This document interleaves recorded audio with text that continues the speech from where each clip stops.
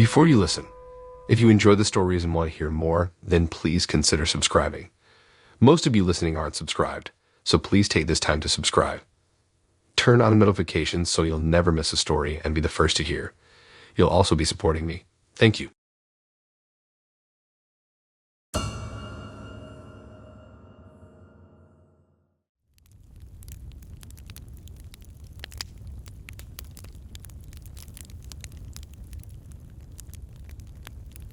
Meeting someone off Tinder is new to me. You swipe, chat a bit, and if the vibe feels right, you meet. So when Allura and I matched, and after a few days of back and forth, we decided to meet at this bar downtown.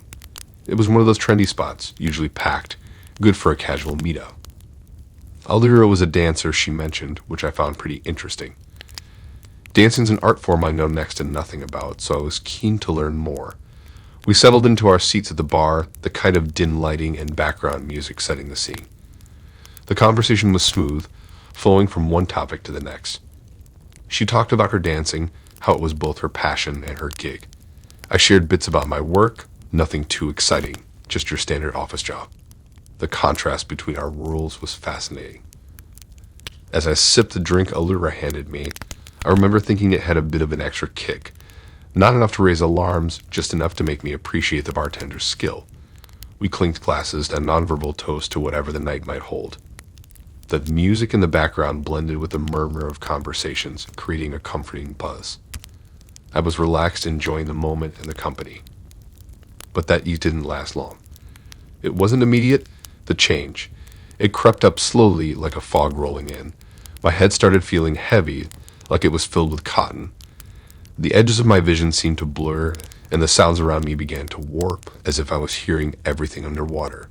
I tried to focus on Allura, on her words, but they seemed to come from far away, distorted and muffled. I remember trying to steady myself, gripping the edge of the bar, thinking I just needed a moment to let this wave of dizziness pass. I didn't want to appear rude or weak, brushing off the feeling of just being tired or maybe not having eaten enough before the drinks. But deep down, I knew this was different from any tipsiness I'd experienced before. My attempts to keep up with the conversation faltered. My responses must have been nonsensical. The next thing I knew, the world went black. No gradual descent into sleep, just a sudden plunge into darkness. Waking up was like trying to swim up from the depths of a dark ocean. My consciousness flickered, struggling to break through the haze. The cold ground beneath me was the first stark indicator that something was terribly wrong. It wasn't the smooth wood of the bar floor or the comfort of my bed. It was hard, unforgiving concrete, and it leached the warmth from my body. My eyes fluttered open to a dimly lit alley, the kind you'd never venture down by choice. My head throbbed with a ferocity that made me wince, every beat of my heart amplifying the pain. I tried to move to get up, but my limbs were heavy, uncooperative. It felt as if my body had forgotten how to function, muscles weak and unresponsive. The realization of what had happened hit me then, a wave of understanding that was almost as disorienting as the drug coursing through my veins. I'd been drugged. The drink, the sudden blackout, the unexplained appearance in this alley, it all pointed to one horrifying truth. The next thing I knew, I was waking up. Not in the bar, but on the cold floor of some back alley nearby. Disoriented, I tried to piece together how I ended up there. My head was pounding, my mouth felt like cotton, and my heart raced as I realized what had happened. Allura had drugged me. Panic set in as I checked my pockets. My wallet was gone, phone too. Everything of value had been lifted. I was left with nothing but a spinning head and a ton of questions. How could I have been so blind? Why didn't I see it coming? I managed to get up, my legs shaky. The streets were quiet, eerily so. I had to find help, had to report what happened. But embarrassment washed over me. How do you tell someone you got drugged and robbed on a Tinder date without sounding like a complete fool? I wandered until I found a convenience store, the clerk eyeing me warily as I walked in. I must have looked a mess. I explained I needed to call the police, my voice sounding far away even to my own ears.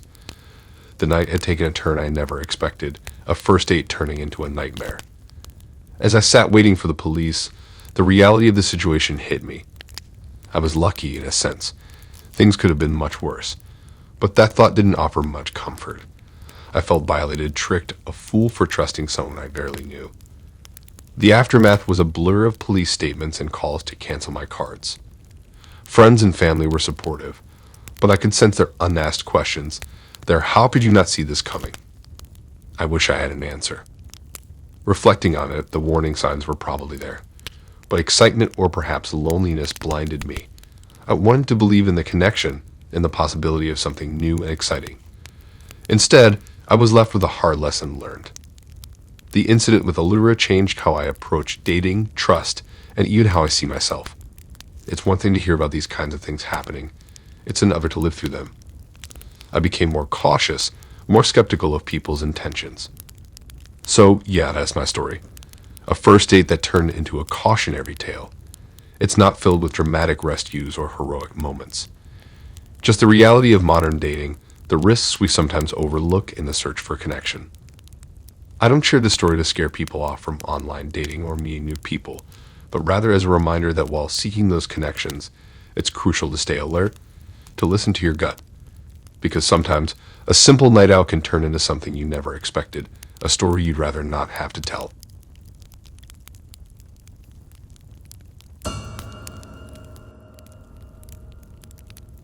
Meeting Monty was a whirlwind. Swiped right, matched, and bam, he's texting about this fancy Italian place he knows. Said he's a businessman, travels a lot. His profile, all jet-setting in fancy cars. One pic had him leaning on a Lamborghini, which I figured was just for show. Turns out it wasn't.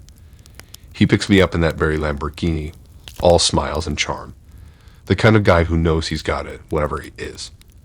Riding in Monty's Lamborghini felt like being whisked away into a different reality, one where luxury and speed blended seamlessly. He drove with the confidence of someone who knew every curve and corner of the city as if it was the back of his hand. Pulling up to the restaurant, the valet didn't even bat an eyelid at the high-end vehicle, a testament to the usual clientele of the place. Monty's easy smile and nod to the host felt like the opening scene of a night destined to be remembered. The restaurant was a fusion of modern elegance and timeless charm, its walls echoing with a soft hum of conversation and laughter. The lighting was just right, casting a warm glow over everything, making the silverware on the table sparkle. As we were led to our table, I couldn't help but notice the admiring glances from other diners, a mix of envy and curiosity. It was clear that Monty was a regular, or at least he carried himself as one, with an air of familiarity that made the staff attentive to his every gesture. Dinner unfolded like a series of carefully choreographed moments, each dish a masterpiece of flavors and presentation. Monty seemed to know the menu better than the back of his hand, suggesting dishes that were both adventurous and utterly delicious. The wine he chose was exquisite, its rich aroma complementing the meal perfectly. He spoke of Italian vineyards with a passion that was infectious, painting vivid pictures of rolling hills and sun-drenched grapes. It was easy to get caught up in the narrative, the illusion of a shared adventure in distant lands. But, as with all things too good to last, reality came crashing back with the arrival of the bill. Monty's sudden shift from charming storyteller to someone caught off guard was jarring. The padding of his pockets, the look of sheer panic. It was a break in character that seemed out of place in a meticulously curated evening. His assurance that he'd simply left his wallet in the car was delivered with a hint of embarrassment, a crack in the otherwise smooth facade. As he excused himself to retrieve his wallet, I was left to ponder the turn of events. It was a small hiccup, surely, in what had been an otherwise flawless evening.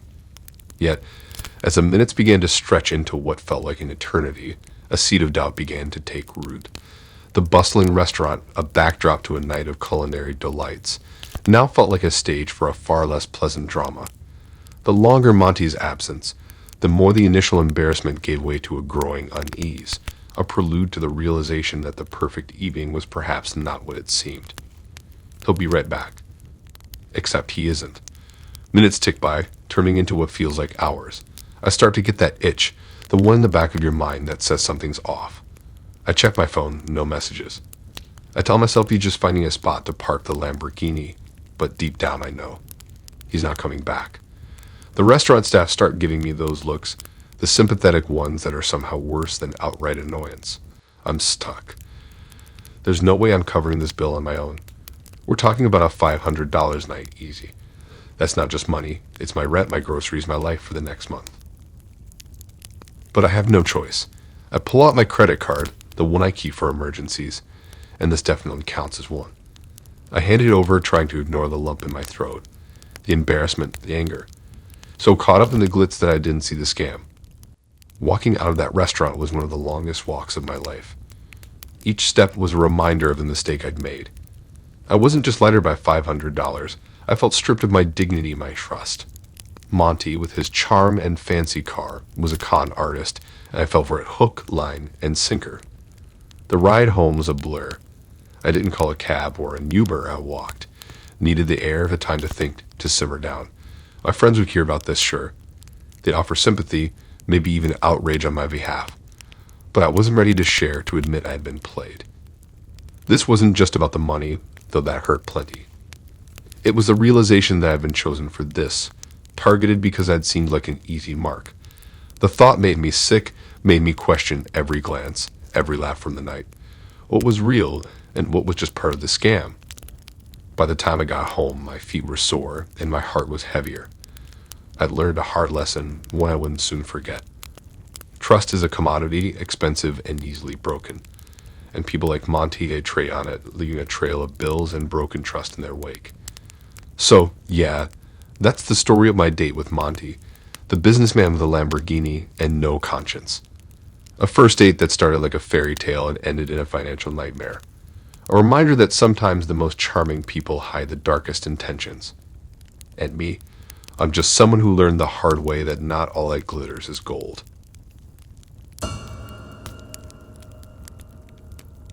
Stepping out for a first date with Nathan felt like opening a new chapter, one I hoped would be filled with shared laughs and mutual interests. We had connected over a dating app, bonding over our love for underrated indie films and quirky movie trivia. Nathan suggested catching a late showing of a film that had been on both our radars, a choice that seemed perfect for a low-key yet intimate first date. He mentioned he'd pick me up, and true to his word, he arrived right on time. The ride to the cinema was smooth, filled with that tentative, getting to know you kind of talk. Nathan was easy to chat with, his interest in films and art mirroring my own. He had a way of making every topic seem fascinating, drawing me into conversation with an ease that felt both exciting and slightly unnerving in its intensity. Arriving at the cinema, there was a buzz in the air, the kind that only comes with late-night showings where the audience is a mix of serious film enthusiasts and couples seeking a quiet corner. The cinema itself was one of those charmingly dilapidated ones, its glory days a faint echo in the worn-out seats and the flickering marquee lights. Yet its history added to the allure, making it the perfect backdrop for what I hoped would be a memorable night. The beginning of the movie was everything I hoped it would be. The screen's glow cast us both in its storytelling spell, the world around us melting away as the plot thickened, characters came to life, and the soundtrack enveloped the room. It was one of those films that demanded your full attention, weaving intricate narratives with stunning visuals. For a while, I was completely absorbed, the reason we were both here in the first place, to share a love for cinema, firmly in the forefront of my mind. However, as the movie progressed, so did Nathan's sense of boundary.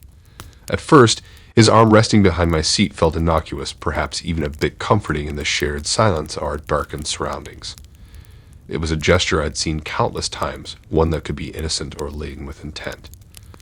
Given the newness of our acquaintance, I gave him the benefit of the doubt, assuming comfort rather than forwardness.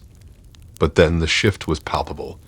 His body leaned closer, his presence felt more imposing in the shared space we occupied. I could sense him turning towards me, not in a way that suggested engagement with the film, but with an entirely different focus. His hand moved from the back of my seat to closer, too close to my shoulders, an action that felt alarmingly deliberate. The warmth of it sent an uncomfortable prickle down my spine, a stark contrast to the chill of the air-conditioned room. My initial reaction was confusion tinged with disbelief. This wasn't the casual, perhaps accidentally too close contact you might excuse in a cramped cinema.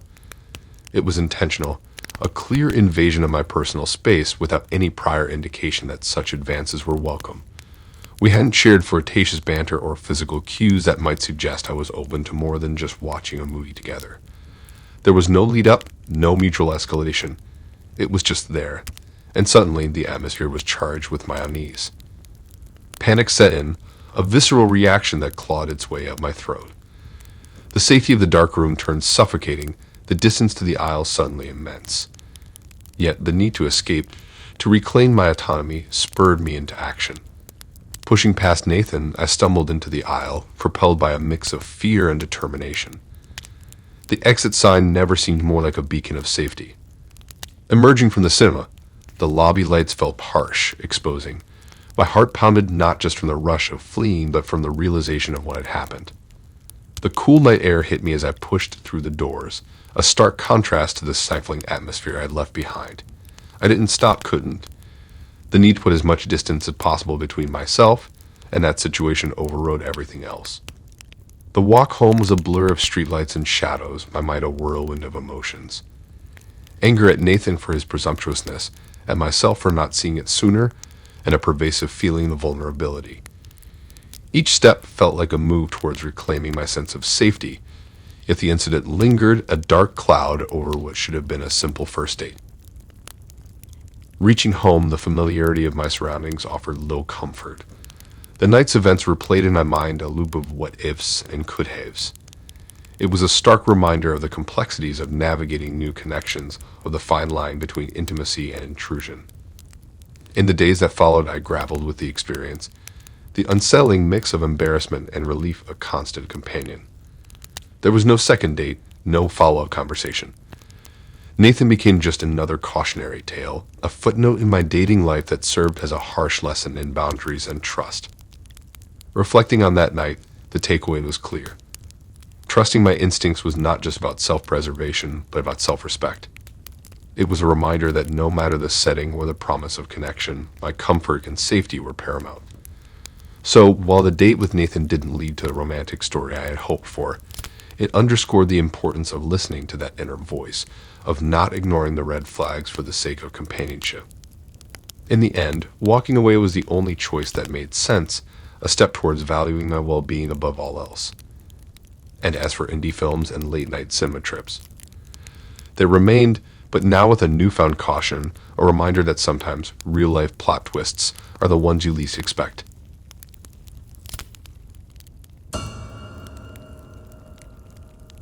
The morning air held a promise as I set out to meet David, a guy I'd been chatting with for weeks. He had suggested a cute little cafe in the heart of downtown, known for its amazing coffee and serene ambience. Our conversations had flowed effortlessly online, a mix of humor and genuine connection that made the prospect of meeting him all the more exciting. David was already there when I arrived, sitting by a window that bathed him in a soft, natural light. The cafe was bustling with the quiet energy of the city's early risers, a soothing backdrop to what I hoped would be a memorable first date. He stood to greet me, his smile warm and welcoming, dispelling any lingering nerves. We chose a secluded table, tucked away in a cozy corner of the cafe.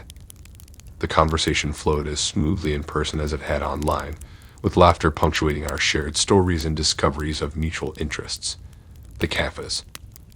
Ambience added a layer of comfort to our meeting, its walls lined with bookshelves and local art that sparked topics of discussion. The morning wore on, marked by the clink of coffee cups and the low hum of conversation around us. It felt like we were in our own little world, one where time seemed to slow down, allowing us to savor the moment. The whole vibe of the cafe changed the second David's ex came storming in. It was like the air got colder. Everyone just stopped what they were doing and watched her march over to us. She was mad, really mad, and it was clear she was here to make a scene. She didn't waste any time. Before I knew what was happening, she grabbed a glass of water from a nearby table and tossed it right at me. It was shocking, the cold water hitting me out of nowhere.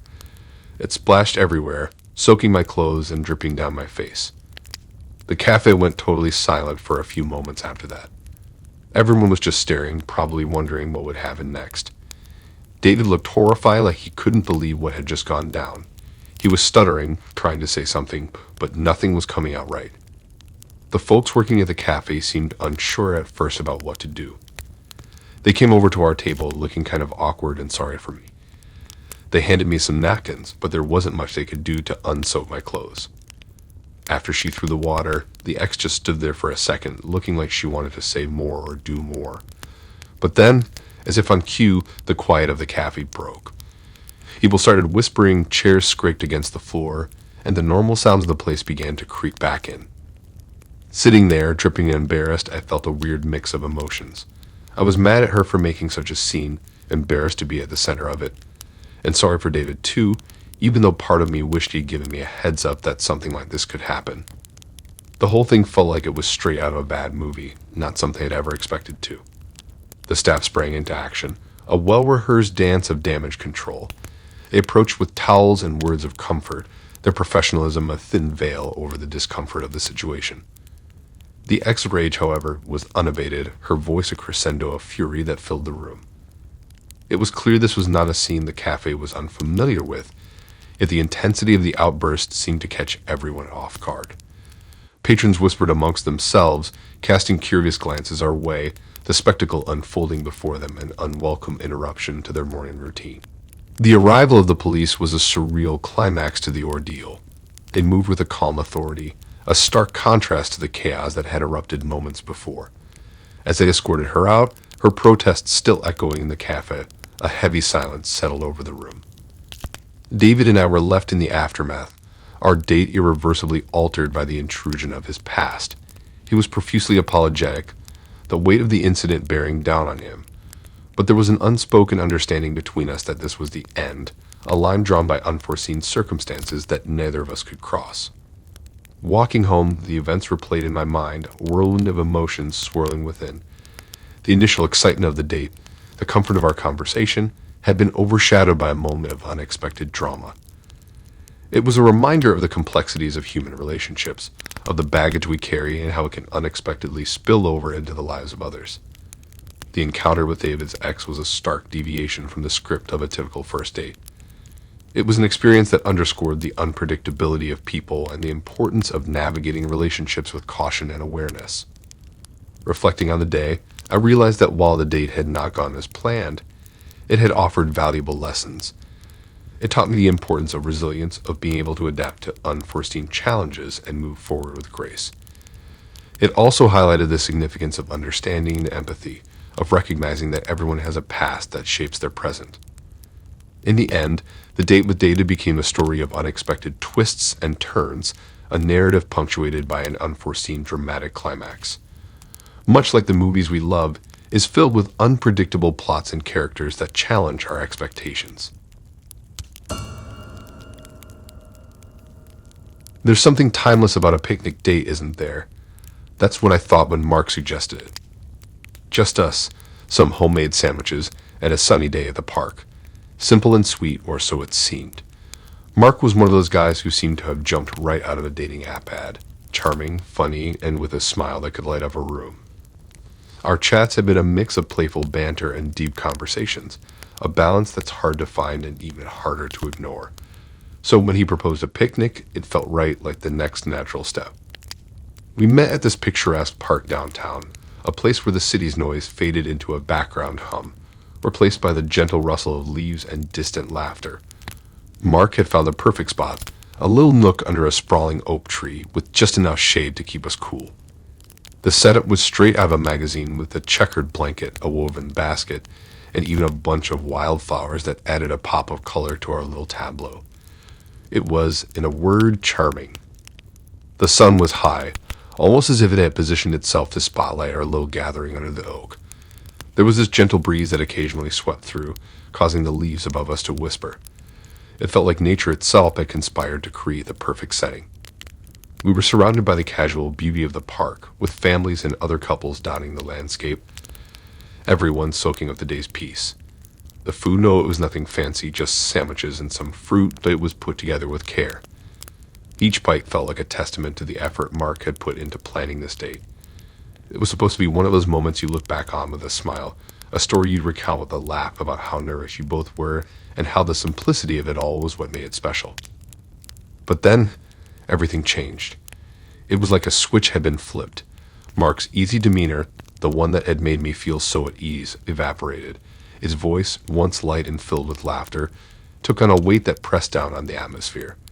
When he revealed his marital status, It was as if the words hung in the air, too heavy to fully sink in at first. I remember staring at him, the confusion tangling up inside me like a knot. This wasn't just a curveball, it was like being handed a different script halfway through the play. The more he talked, explaining his situation with a seriousness that bordered on earnest, the more surreal it felt. Here I was sitting on a picnic blanket, surrounded by the tranquility of a beautiful day, listening to a man I barely knew tell me he wanted me to consider being part of a polygamous arrangement. It was bizarre, unsettling, and completely out of left field. My mind scrambled to process his words, to find a place for them in the context of our conversation in this idyllic setting, but there was no fitting them anywhere that made sense. I felt isolated, suddenly very aware of our seclusion in the park. The families and couples around us, once a backdrop of communal happiness, now seemed impossibly far away. The realization hit me hard. I was alone here with Mark, a man who was essentially a stranger despite the rapport we had built online. The intimacy of the picnic, which had felt so right, now felt like a vulnerability. As the weight of the situation settled in, disillusionment clouded my view. The once charming picnic setup looked different now, almost mocking its picturesque setup. The food lost its appeal, the laughter and chatter around us seemed dim. I was stuck in a moment I no longer wanted to be a part of, with a person I no longer felt I knew. The urge to leave grew with each passing second, a desperate need to escape this scenario that had taken such an unexpected turn. The thought of just standing up and walking away battled with a politeness ingrained so deep it felt almost paralyzing.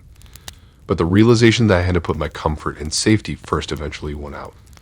The picturesque scene, the laughter, the gentle breeze, all of it became a distant blur as I gathered my things and removed myself from a situation that had turned from dreamlike to distressing. I remember the confusion, the rush of thoughts trying to find a logical explanation, a reason that would make it all make sense. But there was none. Only the realization that the charming guy I thought I knew was a stranger, and I was alone with him in a park, miles away from the comfort of familiarity. The picnic, once a scene of budding romance, had turned into a tableau of disillusionment.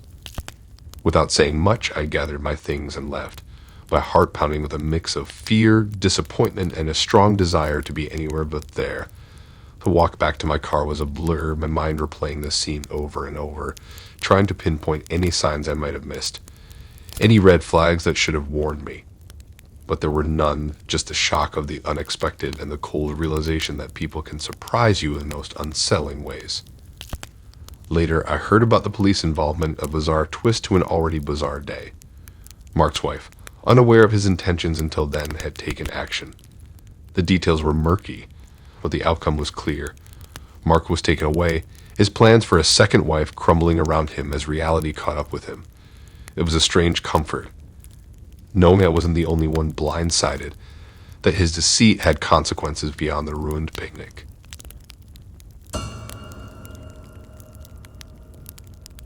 The anticipation of a first date has its own unique kind of nervous energy, doesn't it? Especially when it's with someone you've only known through the lens of online chats and profile pictures. That's where I was, mentally preparing to meet Maria for dinner at this cozy little pasta place she suggested. We clicked right away online, or so I thought, bonding over our shared love for Italian cuisine and indie films. The conversation was easy, filled with laughter and playful banter, setting the stage for what I hoped would be a great in-person connection. Walking in, the place had this cozy vibe, like stepping into someone's living room where you're greeted with the smell of garlic and herbs. It was the kind of spot you'd want to come back to, but under different circumstances, of course. The host, with a nod, directed me to where Maria was supposed to be. That walk to the table felt like the longest I've ever had, filled with a mix of anticipation and the kind of nerves you get before a big moment. Then I saw her, or at least the person who claimed to be her. She had the same warm smile that I'd seen in Maria's pictures, the kind that reaches their eyes and makes you feel welcome. But that's where any resemblance just stopped. It was clear the woman sitting there wasn't the Maria I had pictured in my mind, the one I'd been excited to meet. This realization hit me like a cold splash of water, shocking and a bit numbing. For a moment, I stood there, caught in a weird limbo of confusion and disbelief. Part of me wanted to turn around, make a run for it before things got more awkward, but that wouldn't solve anything. So I took a deep breath, managed what I hoped was a polite smile, and sat down. I tried to act normal, like this was just any other date, but inside, my thoughts were racing. Was this some kind of mistake? A mix-up? But no, she knew my name, greeted me like we were old friends catching up after years apart. Sitting there, trying to engage in conversation, I felt this heavy sense of discomfort settling in. Every word she said, I questioned. Every story, every little detail about herself now felt like it had to be scrutinized. It was exhausting, trying to sift through what might be real and what was just a fabrication. The worst part was the casual way she carried on, as if deceiving someone was just a normal part of her day. It made me wonder just how many times she had done this before. The questions in my mind just kept piling up. How can someone be okay with misleading another person like this? Was there a moment of guilt, a second thought about the feelings and trust being toyed with? Or was it all just a game to her, a way to pass the time with no regard for the person on the other side of the table? That dinner felt like it dragged on forever. Every bite of food, every sip of water, was just a reminder of the bizarre reality I found myself in. The cozy ambience of the restaurant, once welcoming, now felt like a cage I couldn't wait to escape from. I kept glancing at the door, mentally calculating how long I'd have to stay to not seem rude by leaving early. The whole experience was surreal, sitting across from someone who was a complete stranger despite the hours we'd spent chatting online. It was a harsh lesson on the reality of digital connections, on the ease with which appearances can be crafted and manipulated. Walking away from that table, I felt a mix of relief and a lingering sense of betrayal. The night air felt refreshing, a sharp contrast to the stifling feeling of sitting with a lie. The dinner passed in a blur, my appetite lost to the swirling thoughts, and the effort it took to keep up a semblance of normalcy. I felt trapped in a situation I didn't know how to navigate. The warm, cozy atmosphere of the restaurant contrasted sharply with the cold realization of my predicament. I was sitting across from a stranger who had deceived me, and yet she carried on as if we were old friends. Internally, I was reeling, trying to reconcile the person in front of me with the Maria I thought I knew. The ease and connection we'd shared online felt like a distant memory, replaced by the discomfort of sitting with someone who was essentially a lie. It wasn't just about the pictures. It was the trust that had been broken, the vulnerability I'd felt in sharing parts of myself with someone who wasn't real. As soon as it was polite to do so, I made my exit, the relief of leaving the restaurant almost palpable. The night air felt refreshing, a much-needed contrast to the stifling confusion and disappointment that had filled the latter part of the evening. Walking away, I couldn't help but feel a mix of anger, embarrassment, and a profound sense of disillusionment. The experience left me questioning a lot about online dating, trust, and how easy it is to hide behind a screen. It was a stark reminder of the risks of forming connections without the foundation of honesty. In a way, it was a wake-up call, a moment that underscored the importance of caution in the digital age.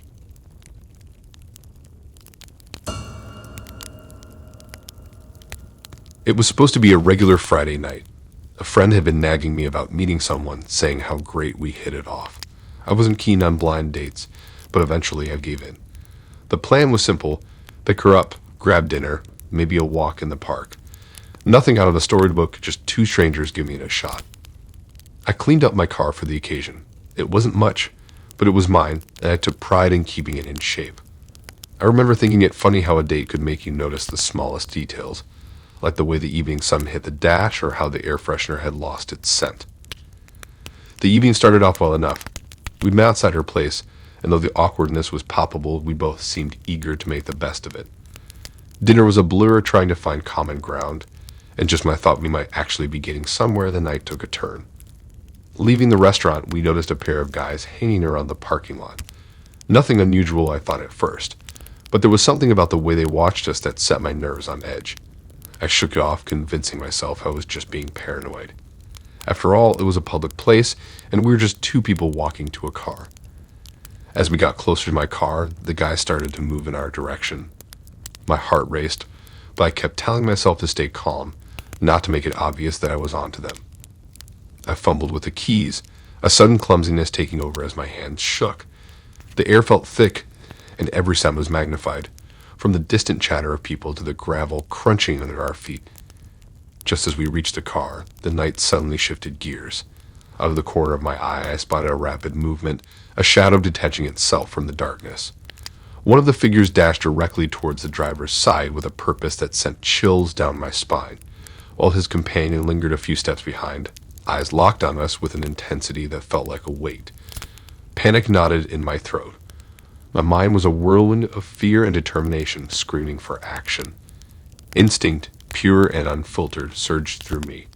With shaky hands, I managed to unlock the car in what felt like slow motion, urging her inside before I dove into the driver's seat. The engine roared to life, a growl that momentarily drowned out the pounding of my heart. Without a glance back, my foot slammed down on the gas. The car jerked forward with a ferocity that matched my own pulse, tires screeching a desperate protest against the asphalt. The world outside blurred into streaks of light and shadow as we sped away. I kept the accelerator floored, not daring to lessen our escape speed, even long after the parking lot and the potential threat had disappeared into the night behind us. The rush of adrenaline was a tangible force, coursing through me, urging me on, every fiber of my being focused on the singular goal of putting as much distance as possible between us and those shadowy figures. Inside the car, silence reigned, save for the engine's steady roar and our heavy, ragged breathing. The streets outside were a blur of passing lights and indistinct shapes, the familiarity of the city giving way to unknown territories as I drove without direction. Fear and adrenaline mingled, making my hands grip the steering wheel with white-knuckled intensity. I couldn't have said where we were headed. My only thought was to drive, to keep moving as if the very act of motion could erase the fear that clung to us. We were miles away before I realized, the adrenaline slowly ebbing, leaving a high-pitched ringing in my ears and a heart that still threatened to beat out of my chest.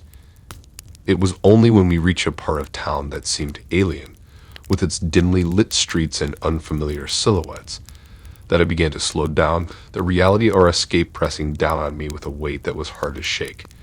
The neighborhoods we passed were quiet, the night reclaiming its peace, as if unaware of the terror that had chased us into its embrace.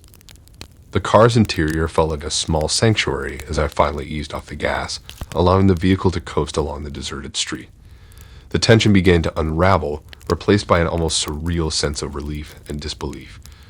The darkness outside seemed less threatening now, more a blanket of anonymity under which we could catch our breath and attempt to process the night's events. Our silence wasn't just born of shock or fear anymore.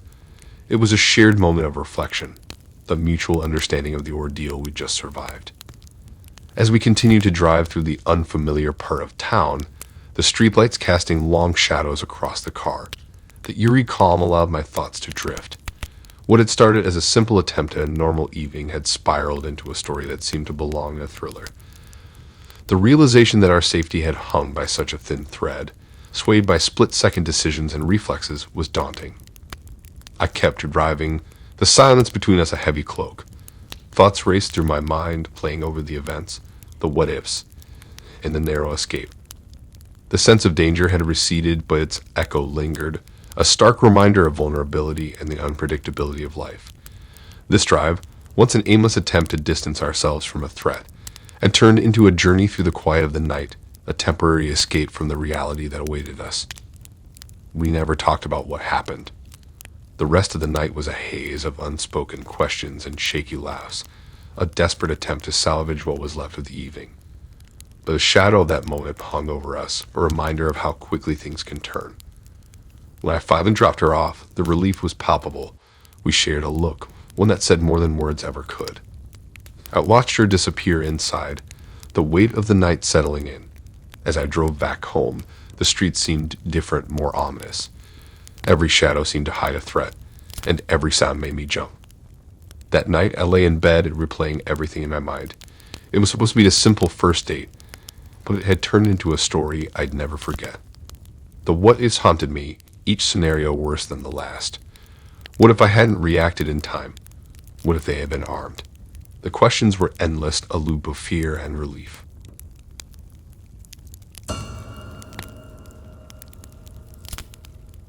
The night felt off from the start. Swiping through the dating app, I stumbled upon a profile that caught my eye. We hit it off quickly, their charm undeniable.